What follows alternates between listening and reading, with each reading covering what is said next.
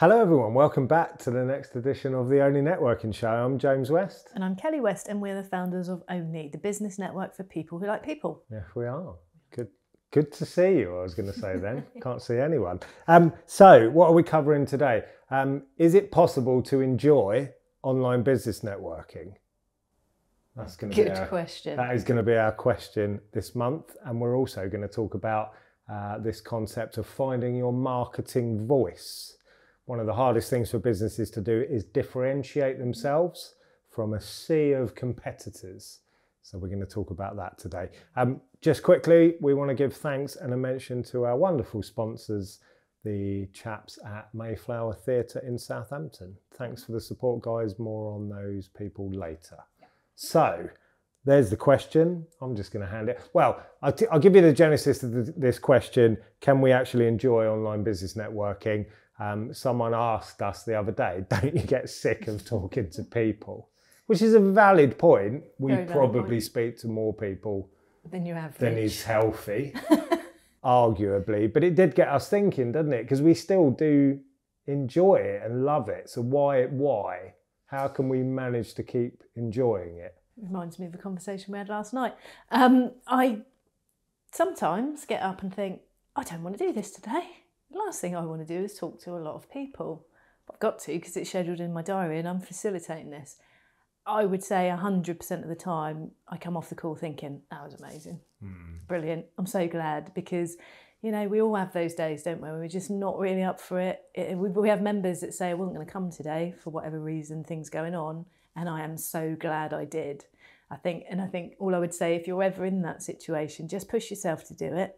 Because quite often that is the time when you definitely need to be going to the event because it happens to all of us. You're having a bit of a dip and a bit of a low, push yourself, get to your event because being around other people and just experiencing that does tend to get you out of the groove, doesn't it? So I think I'd be an absolute liar to say sometimes I'm really not up for it, but I do have to admit that it energises me. Being around people really does.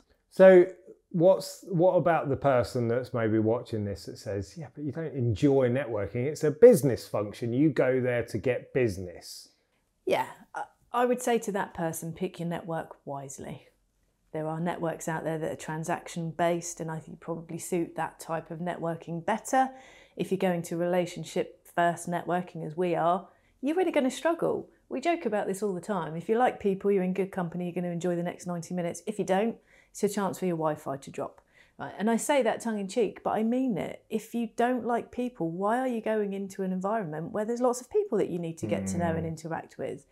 I get asked this a lot as well. Can anybody learn networking? Yeah, they can. Anybody can learn networking, but we can't teach personality.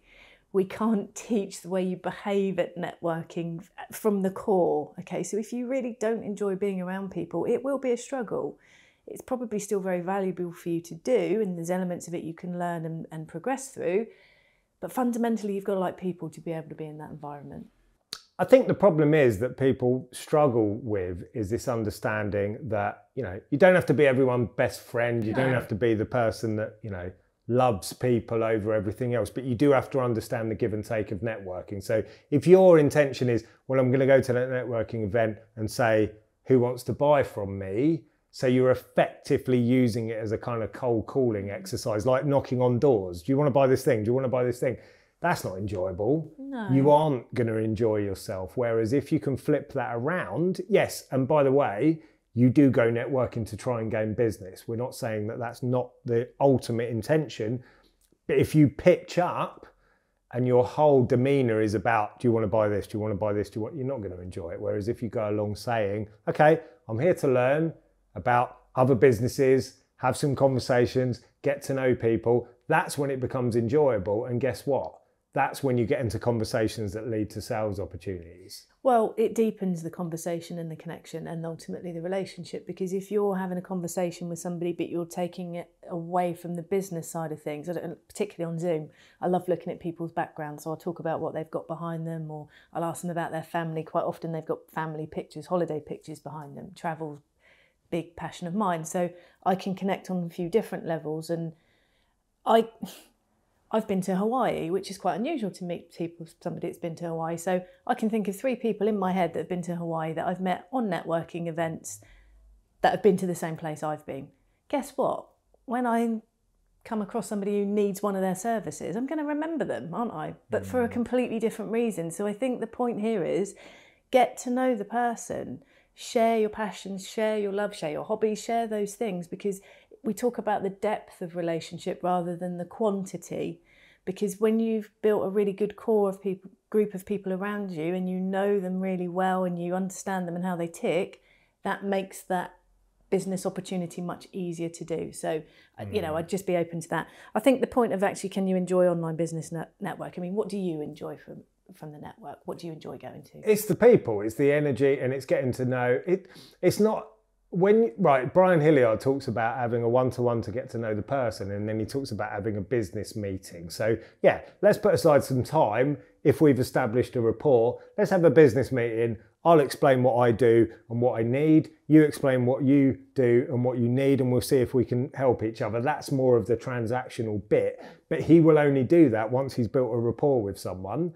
So the fun bit ain't the bit, well, it's fun getting business opportunities. That's enjoyable. It is enjoyable. And making sales. So again, but using that approach. But the bit for me is then when you have those little breakthrough moments and you go, oh, there's all these people that also make Lego, or there's a group of people that play board games. Rob Edmonds, we've got to give him a shout, haven't we? Yeah. You know, there's a whole kind of subculture within ONLE of people that play video games, and you know, that's fun. Or talking about books and films. For me, it's building friendships and trust. Yeah, you've got to get to know those people. There's people, I think that it's going to become an ever-growing problem. The ease of being able to work from home, work for yourself.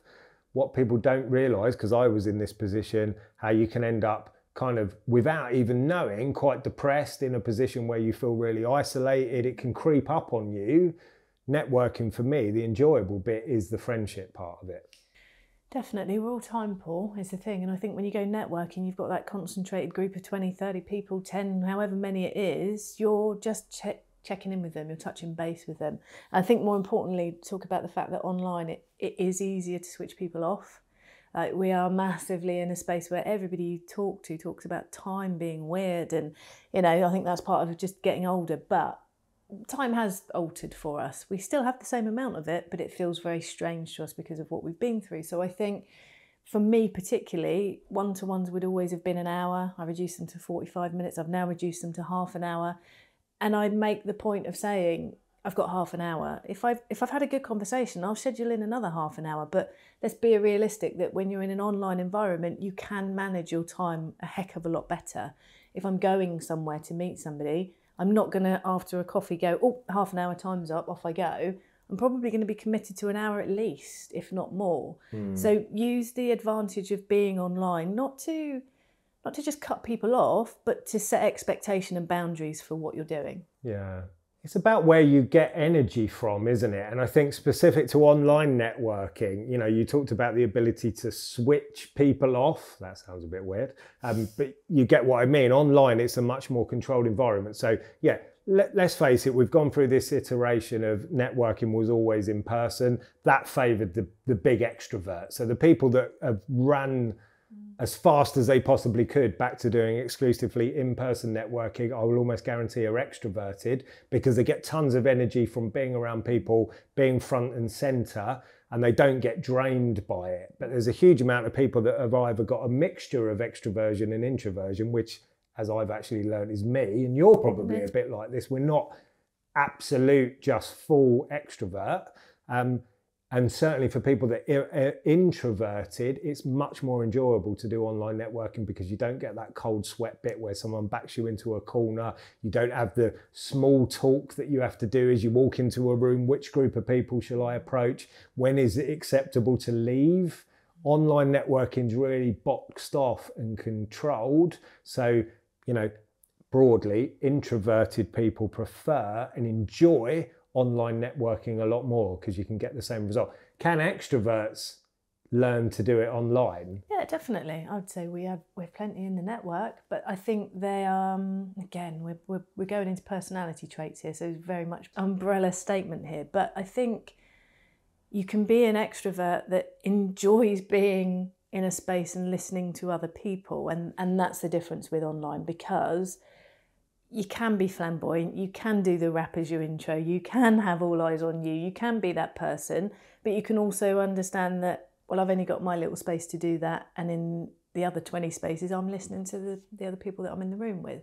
So yeah, absolutely. I think the key for me is, whatever you go to networking for, work out what the bit is that you really enjoy and make that the focus. Make that the bit that could be that you really enjoy your introduction. Okay, make your introduction the best it possibly can be then. Might be that you enjoy the breakout rooms. Well, be ready to have questions for the breakout room so that when you're talking to somebody, you make the best of that part of the meeting. So I think, yes, absolutely. If you like people, if you're nosy like me, if you want to get to know people and you've got a curiosity, online networking is great.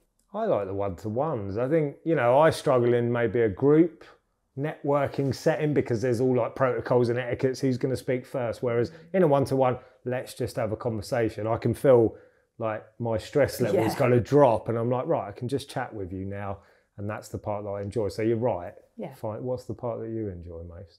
All of it. All of it. What a naff. I enjoy facilitating. I enjoy facilitating the group. Maybe because I like the sound of my own voice a little bit. That makes you sound like a show-off. You're not a show-off at all. But I do enjoy that. I do enjoy it. Fair enough. Find what you enjoy. But you can enjoy it, can't you? That's the thing there. So there we go. So we want to give thanks and a quick word to our sponsor, the Mayflower Theatre down here in Southampton. You might not know, live theatre entertainment venue, contributes £70 million to the local economy. It's amazing, actually. 500,000 visitors a year. Also deeply involved in the business community, so you can do business events, conferences, that kind of thing. They've got business membership, so do take a look. Links are going to be on the screen. So it's that time again, Kelly. We're going to go around the network. We're going to reflect on what the members have been saying about our Only Talks topic, which this month we've been talking about your marketing voice. The lovely Nick and Tracey Shrimpton, 6 Sense Marketing, inspired this one.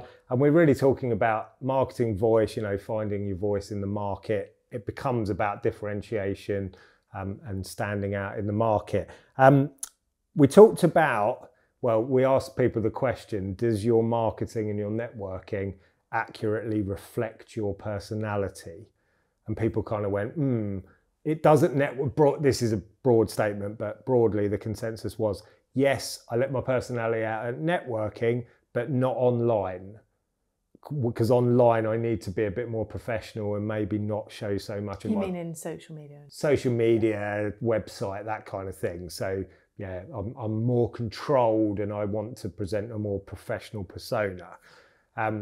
Isn't that interesting? Because they're both professional forums, aren't they? You're speaking to other business owners who you would like to maybe sell to, or for them to connect you with their connections who might buy from you, and you're happy to let your personality out. But on the internet, you won't do that. And I find that really interesting because I've had this many times with visitors who'll come along, be really, they'll be really drawn to them, really like their personality, look them up online and their website and think, that doesn't even seem like that's the same person. But if you roll that forward, if I was to then refer that person on, my contact is they're going to get it the other way around. They're going to see that. They're going to see the online representation first rather than the person, and they're going to judge based on that online first point of contact. So it is fascinating, and I think it's a really good exercise for us all to look at. Are we showing up in the same space consistently? Well, it answers the question, doesn't it? Most people you will talk to as business owners in our sphere will say, my social media, my online presence is a bit too bland, it doesn't get enough reaction. What can I do to make it pop and make people engage with it? Yet you're trying to combine that with this fear of letting your personality out. Well, there's the problem, isn't it? And like we talked about on the meeting, if your social media and your online presence isn't regularly creating a result, i.e. getting you into conversations or leading directly to sales opportunities, and you're not getting the result that you want, why are you afraid to change it?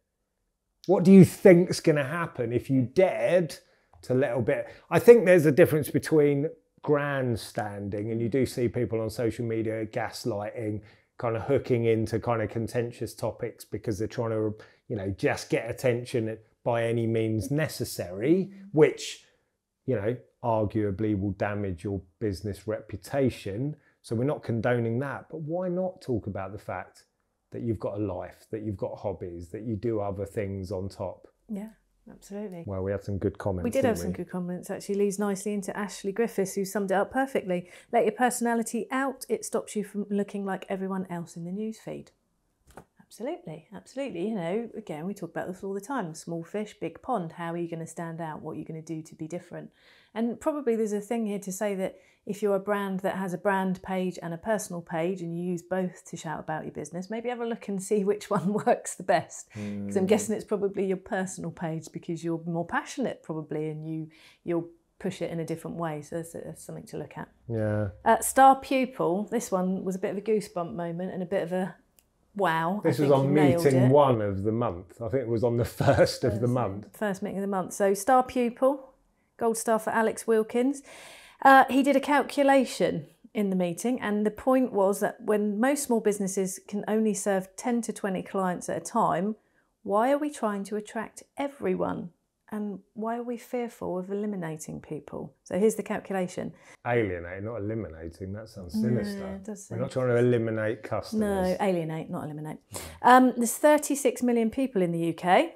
So if your message alienates 99.9% of them, you'll still have a potential of 3,600 clients just by going for that 0.1%. Could you serve 3,600 clients? Probably not as a small business owner. So why not alienate 99.9% of the population? Don't be frightened to be niche. Launch of Kent Group was interesting with the lovely Lindsay and Joe. Really good conversation, and actually we had about 10 visitors in that meeting, so it was good to see the perspective of the visitors. But the thing that really resonated was please the people that matter. Lindsay particularly pointed that out in the chat box, that one resonated with her, and I think that's really important. Leads on from what Alex is saying, but please people that energise you. Please the ones that bring joy to your day, the ones that you wake up thinking, oh, I'm really looking forward to working with that person. Not the ones that drain you or push back at you or argue your price or just are combative at every point. And I think that comes with business maturity and growth and confidence as a business owner. But ultimately, we should be striving to achieve to please the people that matter the most. Yeah, I think that was the kind of overriding message of that Only Talk in general, wasn't it? Not only is alienating people okay to do, i.e. don't fear it, you should be doing it. Because otherwise, you know, Nick and Tracey talked about the race to become generic. You know, we try and cover every eventuality and not put people off, and it just looks meh. And meh doesn't work as a marketing message. So the stronger, the bolder, try it. What have you got to lose? Absolutely. Great points. So there you go. This has been the ONLE Networking Show. Please like, subscribe and share, and we'll see you again next month.